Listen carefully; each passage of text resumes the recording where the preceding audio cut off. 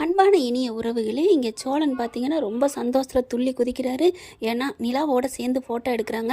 எல்லோரும் photo selfie எல்லாம் எடுக்கிறாங்க. இதில் பார்த்தீங்கன்னா அந்த ஃபோட்டோவை ஸ்டேட்டஸ் வேறு வைக்கிறாங்க. மை ஒய்ஃபோட நான் வந்து இந்த மாதிரி ஃபங்க்ஷன் மூடில் இருக்கேன் அப்படின்ட்டு. அதை நிலாவும் பார்த்துட்டு ஒன்றுமே சொல்லலை அப்படின்னு ரொம்ப சந்தோஷப்படுறாரு.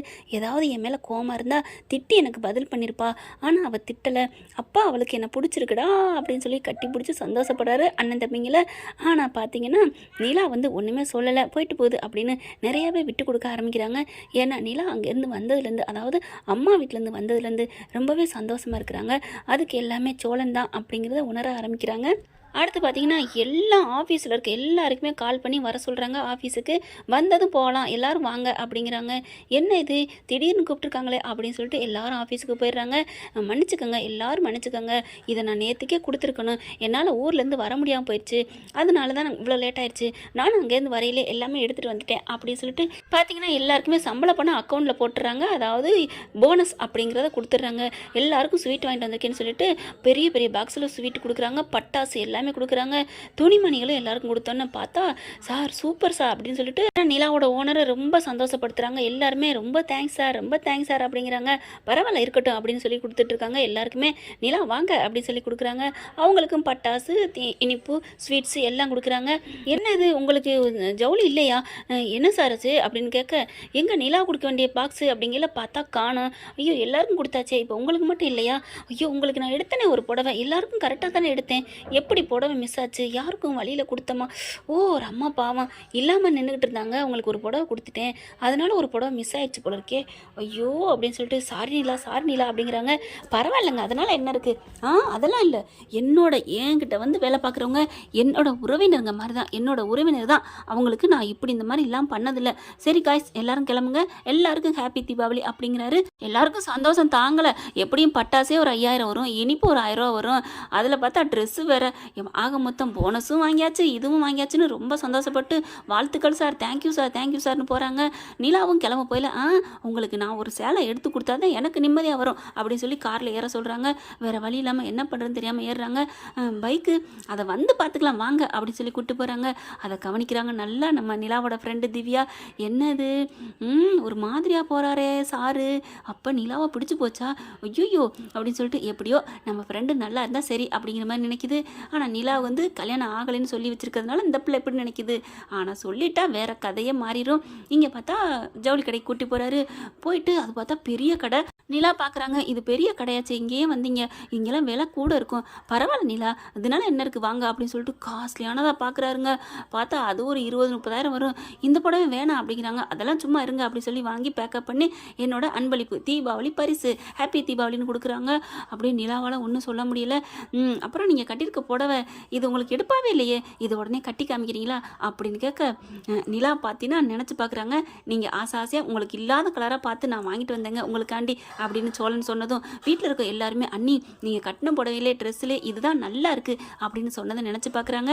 பரவாயில்ல, அது காசு கம்மியாக இருந்தாலும் அன்போட வாங்கி கொடுத்துருக்காங்க, இவரும் அன்போட தான் வாங்கி கொடுக்குறாரு, இருந்தாலும் இன்னொரு நாளைக்கு கட்டிட்டு வரேனே, நாளைக்கு நான் கட்டிட்டு வரேன் ப்ளீஸ் அப்படிங்கிறாங்க. சரிங்க நான் கம்பல் பண்ணலை அப்படின்றாங்க. அது அடுத்து ஜவுளி எடுத்து முடிச்சுட்டு வந்துட்டு இருக்காங்க. வரையில எங்க பூவு அப்படிங்கிறாங்க. வேணாம் நான் தலையில் வச்சிருக்கேன் அப்படிங்கிறாங்க. அப்புறமா உங்கள் வீடு பக்கத்துலான்னு இருக்குது, அங்கேயே கொண்டாந்து விட்டுறட்டுமா? ஐயோ என் பைக் அங்கே நிற்கிது, பரவாயில்லைங்க ஸ்கூட்டி யாராவது எடுத்தாந்து விட சொல்கிறேன், நீங்கள் வாங்க அப்படின்னு சொல்லி வீட்டில் இறக்குறாங்க. பார்த்தா ஸ்வீட்டு நிறைய வாங்கிட்டு வந்து கொடுக்குறாரு. எல்லோரும் வாங்க சார் வாங்க அப்படின்னு கூப்பிட்றாங்க. நிலாவோட வந்து இறங்கணும்னு செம்ம காண்டாகிறாரு சோளம் பார்த்து. என்ன நிலா என்னாச்சு அப்படிங்கிறாங்க. பைக் என்னாச்சு? பைக்கு ஆஃபீஸில் நிற்கிது. சரி நிலா நீங்கள் பேசுங்க, நீங்கள் இருங்க நான் வர்றேன் அப்படின்னு கிளம்புறாரு. அப்பா எல்லாருக்கும் ஹாப்பி தீபாவளி அப்படிங்கிறாங்க. இந்தாங்க உங்கள் எல்லாருக்கும் ஸ்வீட் இருக்குது அப்படின்னு கொடுக்குறாங்க. தேங்க்ஸ்ப்பா அப்படின்னு சேரன்னு சொல்கிறாரு. ஆனால் சோழனுக்கு மட்டும் கோவம் வருது. நான் நிலாவுக்கு மட்டும் ஒரு புடவை எடுத்து கொடுத்தேன், அங்கே எல்லாருக்கும் கொடுத்தாச்சு, அதுக்கு மட்டும் இல்லாமல் இருந்துச்சு, அதனால தான் நான் கடைக்கு கூட்டி போய் வாங்கி கொடுத்தேன் அப்படின்னு சொல்லிட்டு கொடுத்துட்டு கிளம்பிடுறாரு. பார்த்தா நிலாவுக்கு அப்படியே ஒரு மாதிரி ஆகுது. ஐயோ என்ன நினைப்பாங்களோ அப்படின்ட்டு உள்ளுக்க வராங்க. சோழன் பார்க்குறாரு அந்த புடவையே. என்ன நிலா உங்களுக்கு தனியாக வாங்கி கொடுத்தானே, என்ன இவன் அப்படிங்கிற மாதிரி பார்க்க, ஏன் என்னன்னா ஆஃபீஸில் எல்லாருக்கும் வாங்கி கொடுத்தாங்க, எனக்கு மட்டும் மிஸ் ஆயிடுச்சு, அதனால் கடைக்கு கூட்டி போய் வாங்கி கொடுத்தாரு, இதில் என்ன இருக்குது அப்படிங்கல. அதானே, ஏன்டா விடுறா அப்படிங்கிறாங்க. எனக்கு என்னமோ இது வேணுக்குன்னே பண்ண மாதிரி இருக்கே, எல்லாருக்கும் வாங்கி கொடுப்பாங்க, இவங்களுக்கு மட்டும் தனியாக போய் வாங்கி கொடுக்குறாரா, ஒன்றும் புரியலையே அப்படின்னு நினைக்கிறாங்க. அப்போ பைக் எங்க அப்படின்னு கேட்குறாங்க. அதை கொண்டாந்து விட்டுறேன்னு சொல்லியிருக்காங்க அப்படிங்கல. இல்லை இல்லை நானே போய் எடுத்துகிட்டு வந்துடுறேன் அப்படின்னு சொல்லிட்டு சோழன் கிளம்புறாங்க. நிலாவுக்கு ஒரு மாதிரி ஆகுது. ஐயோ பாவம் ரொம்ப ஹர்ட் ஆகுறாரோ அப்படின்னுட்டு அடுத்து பார்த்தா சோழன் போகிறாரு. போயிட்டு அப்படியே எங்கே இங்கே ஓனர் அப்படின்னு கேட்க, ஓனர் இப்போ தான் வீட்டுக்கு போனார் அப்படிங்கிறாங்க. செம்ம காண்டாகிறாரு. அவனை சரி நாளைக்கு வந்து வச்சுக்கிறேன் அப்படின்னு பைக் எடுத்துகிட்டு கிளம்பி வந்துடுறாருங்க. வீட்டுக்கு வந்ததுக்கப்புறம் பார்த்தீங்கன்னா வீட்டுக்கு வந்துடுறாங்க. வீட்டுக்கு வந்ததுக்கப்புறம் கொஞ்சம் கோவமாக இருக்காரு. நிலா புரிஞ்சுக்கிறாங்க. என்னாச்சு சோழனுக்கு அப்படின்னு கேட்க, ஒன்றும் இல்லைங்க, நல்ல வேலை என் புடவையை கழட்டி எறியாமல் விட்டீங்களே அப்படிங்கிறாங்க. எப்படிங்க கழட்ட முடியும், மனசுக்கு பிடிச்சவங்க வாங்கி கொடுத்தா அதை நான் தூக்கி எறிவனா என்ன அப்படின்னு சொல்லிட்டு உள்ளர போயிடுறாங்க. அப்படின்னு சொர்க்கமாகி விழுகிறாரு. சொல்லிட்டாலே அவள் காதலை அப்படிங்கிற மாதிரி பல்லவன் வந்து என்னென்ன அப்படிங்கிறாங்க. அவள் சொன்னதை கேட்டியாடா, மனசுக்கு பிடிச்சவங்கன்னு சொல்லிட்டு போகிறாங்க. கெட்டது ஒன்று நடக்குதுன்னு நம்ம கவலைப்படக்கூடாதுன்னு, அதில் நல்லது நடக்குது பார்த்தியா, அண்ணி மனசுக்கு தெரிஞ்சு போச்சுல்ல. ஆமாடா, நல்ல வேலை அவன் எப்படி சொல்லியிருப்பான்டா சோடா புட்டி இந்த சேலையை கழட்டுங்கன்னு. ஆனால் யாழ் அங்கேருந்து கழட்டாமல் வந்திருப்பாள்ல. அப்படியா, கேட்டு பாருண்டா அப்படின்னு கேட்க, சரிண்ணே போய் கேட்குறேன் அப்படின்னு பல்லவன் போகிறாங்க.